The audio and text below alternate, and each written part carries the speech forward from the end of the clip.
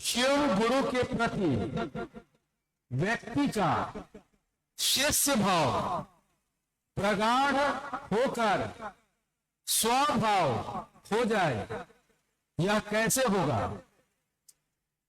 कृपया समझाने की कृपा करें। जिज्ञासा आपने सुनी है।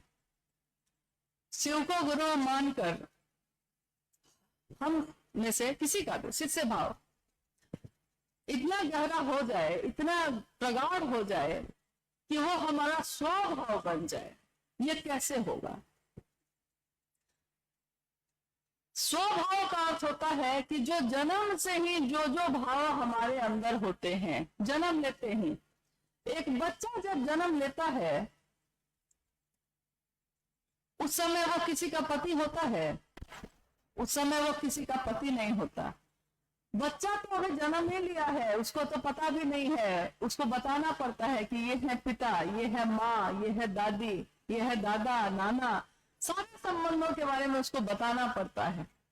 लेकिन पुत्र का भाव उसके मन में जन्म से ही है, तो वो जैसे ही अपने पिता को देखता है, अपनी माँ को देखता है सामने, पुत्र का भाव प्रकट हो जाता है। सामने माता और पिता आए हैं, पुत्र का भाव प्रकट हो गया है। स्वभाव यानी जन्म से उसका है ये। और देखिए उसके जीवन को, किसी बच्चे के जीवन को, जैसे जैसे वो बड़ा होता है वैसे वैसे जिस जिस भाव के संबंध उसके सामने आते हैं उसके अंदर से भी वो भाव प्रकट होने लगता है। भाव था ही, जन्म से ही था, लेकिन प्रकट कब होता है? जब सामने वो संबंध आता है। बच्चा बड़ा हुआ है, लोग कहते हैं कि अब विवाह कर दिया जाए इसका, अमुक लड़की से इसका विवाह तय कर दिया जाता है। अभी उसने लड़की को देखा नहीं है, देखा भी नहीं है, लड़की को मिला भी नहीं है, तस्वीर भी नहीं देखी है, लेकिन सिर्फ पता चला है कि किसी से मेरा विवाह होगा, मैं अब बनूंगा पति और वो बनेगी पत्नी। पति का भाव प्रकट हो गया। था वो जन्म से ही, लेकिन सुषुप्तावस्था में था, सोया हुआ था। जैसे ही पत्नी का भाव आया सामने, पति का भाव प्रकट हो गया। ऐसा ही स्त्री है तो स्त्री के साथ, बेटी है, जैसे ही पति का भाव सामने आया, पत्नी का भाव प्रकट हो गया।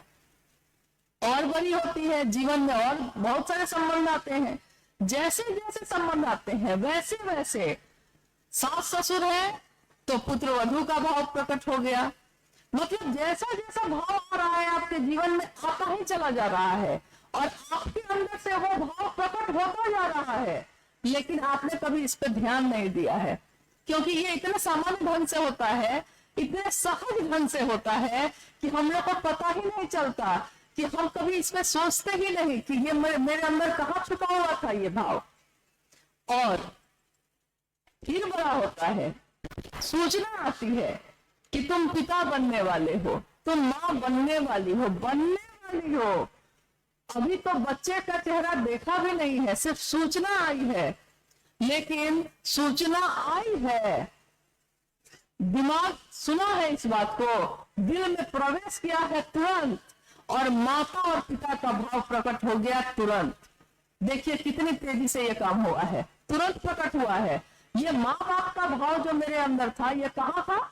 मेरे जन्म से ही था, जन्मजात स्वभाव है ये।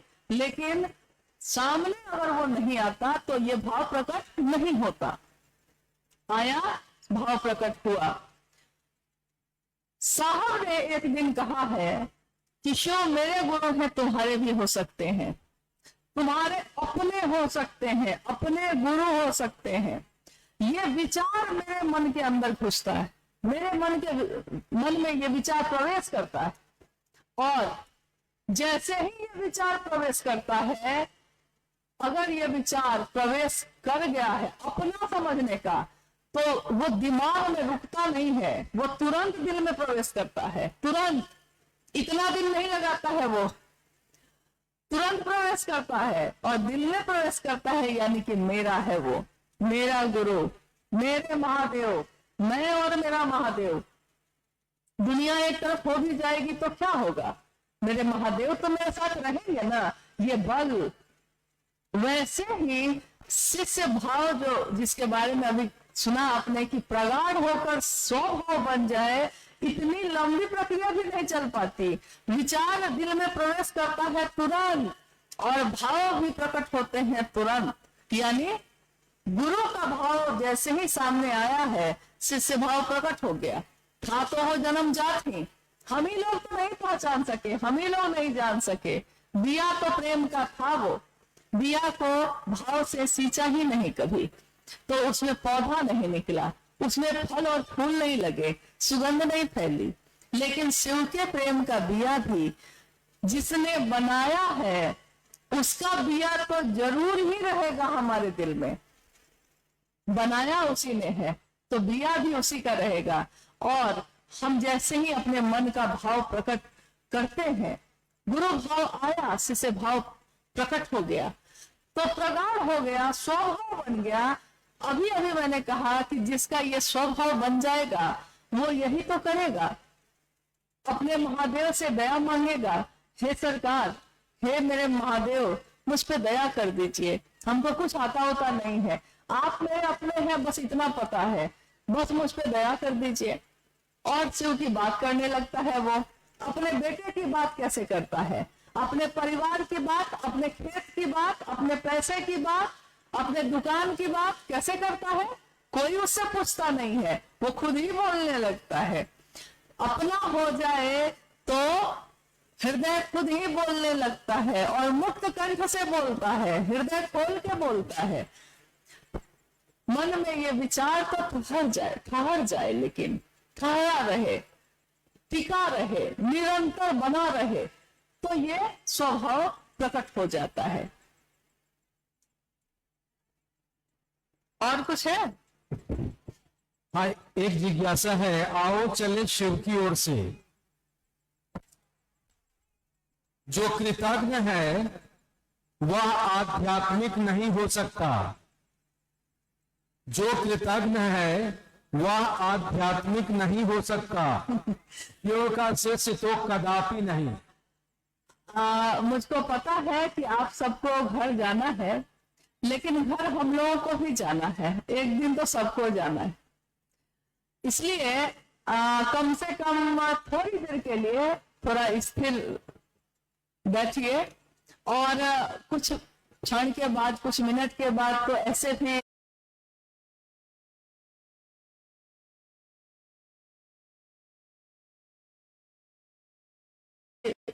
विदा लेने की घड़ी आ ही जाएगी और जाना है ही। अभी आपने सुना कि जो कृतज्ञ होता है वो शिष्य हो ही नहीं सकता, यही ना? कृतज्ञ हो सकता है, वो शिव शिष्य नहीं हो सकता। मुझको याद आया, और आज रानी पत्रा की इस धरती पे हम लोग गुरु भाई गुरु बहन है ना, हम लोग एक दूसरे से जिज्ञासा तो कर सकते हैं कि नहीं? आप कर सकते हैं, हमको भी करना चाहिए। एक बात का आश्चर्य मुझको लगातार हो रहा है, मतलब जब से, कितने सालों से, साहब से भी मैंने ये बात कही थी। एक बात का आश्चर्य मुझको लगातार हुआ। किस बात का? कि जब भी जगत में हम महादेव का काम करने चलते हैं, कृतज्ञता पे बात हुई थी अभी, जो कृतज्ञ होगा वो शिष्य हो ही नहीं सकता। और कृतज्ञ का अर्थ होता है एहसान फरामोश, नमक खा के नमक हरामी करना। कृतज्ञ का सामान्य भाषा में, बोलचाल में हम लोग कहते हैं, देखो नमक खाया था मेरा और मेरा नमक भी भूल गया, नहीं कहते हैं। शिव की शिष्यता हम लोगों ने पाई है साहब हरिनानंद जी से। मां नीलामानंद जी ने उसका पोषण किया, पल्लवित पुष्पित किया। उन दोनों के अगाध प्रेम से शिव शिष्यता की ये बगिया आज महक रही है, सुगंधित है। हम अगर कृतज्ञ होंगे, यानी कृतज्ञ का अर्थ होता है एहसान मानना, आपका बड़ा एहसान है मुझ पे, आपने मेरी उस समय मदद की, आपने मेरा उस समय साथ दिया जब किसी ने नहीं दिया। तो हम कहते हैं कि मेरा मन एहसान मानता है आपका, एहसान मानते हैं आपके, झेलेंगे सब सजाएं।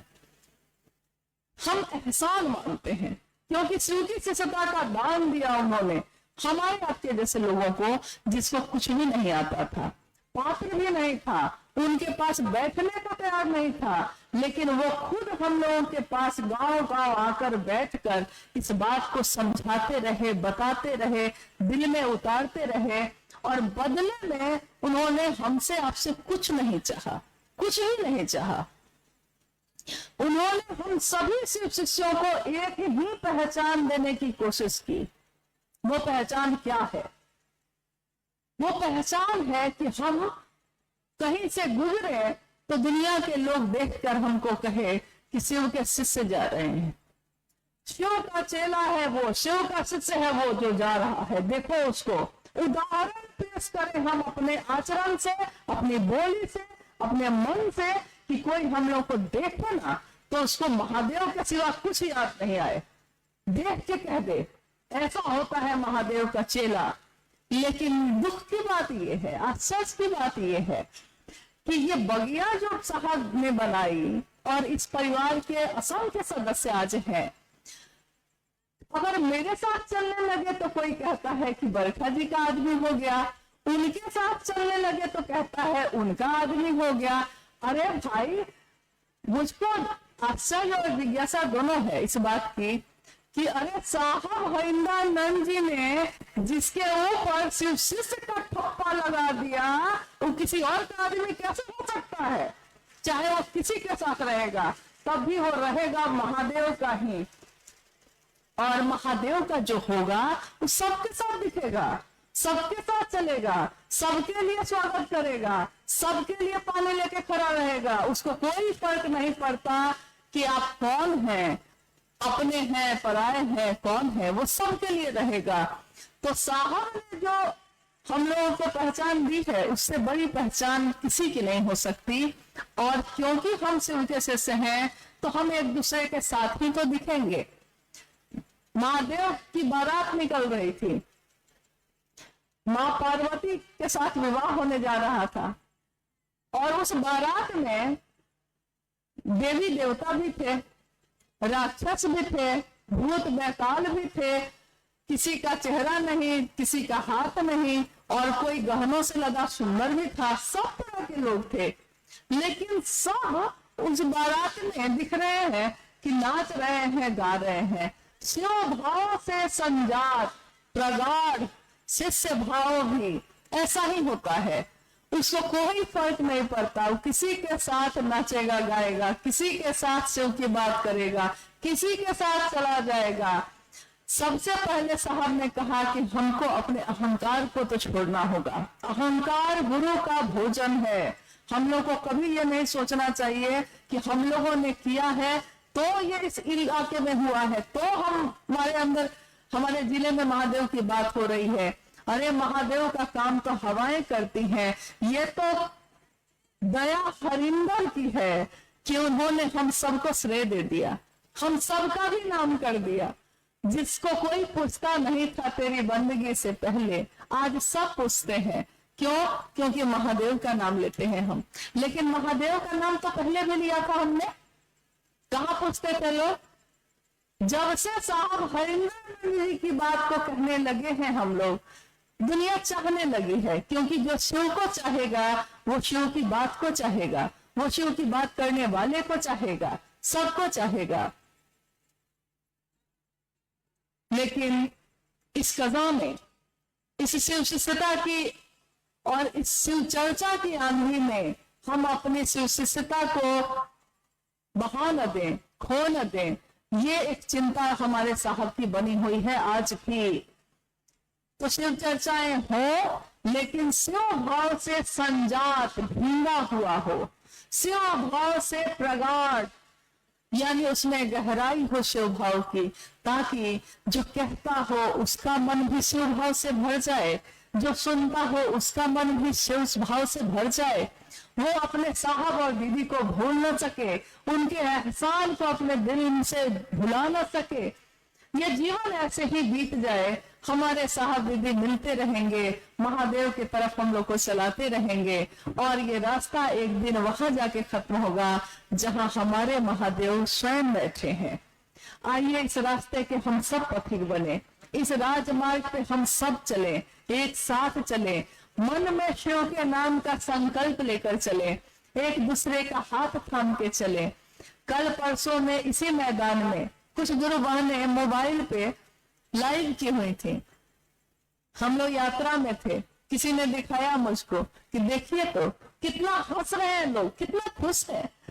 मैदान में काम चल रहा है, तैयारी चल रही है, सारे गुरु बहन गुरु भाई खिलखिला रहे हैं, हंस रहे हैं। महादेव के काम में जैसे ही हम एक होते हैं, हमारे मन की संकीर्णता खत्म हो जाती है, हम हंसने लगते हैं। साहब ने कहा कि शिव की शिष्यता आपके जीवन में हंसने का कारण है, हंसिए। मैं क्या कहूं आपको कि रोइए? साहब ने कहा कि मैं क्या कहूं कि रोइए, बिछड़िए नहीं। शिव की शिष्यता को हंसाती है, मुस्कुराती है, और दूसरों को भी, अगर किसी को देख के, अनजान आदमी को भी देखकर अगर आप मुस्कुरा दीजिए, क्या होता है बदले में? वो नहीं जानता कि आप उसको देखकर क्यों मुस्कुराए हैं, लेकिन वो भी मुस्कुरा देता है, और बाद में सोचता होगा कि कौन था वो, क्या मैं उसको पहचानता था? देखिए, ये जीवन समंदर है, इस जीवन में जो दीजिएगा वो वापस आएगा। सम्मान दीजिएगा दूसरों को, सम्मान दुगनी वापस आएगी। प्यार दीजिएगा, प्यार आएगी। साहब ने कहा कि ये जीवन का समंदर है, इसमें चप्पल फेंकिएगा, चप्पल ही वापस मिलेगी। दूसरे के प्रति नफरत रखिएगा, नफरत ही वापस आएगी। शिव को रखिएगा, शिव ही वापस मिलेंगे। शिव को देना है, शिव को लेना है, बस इतनी ही सी तो बात है।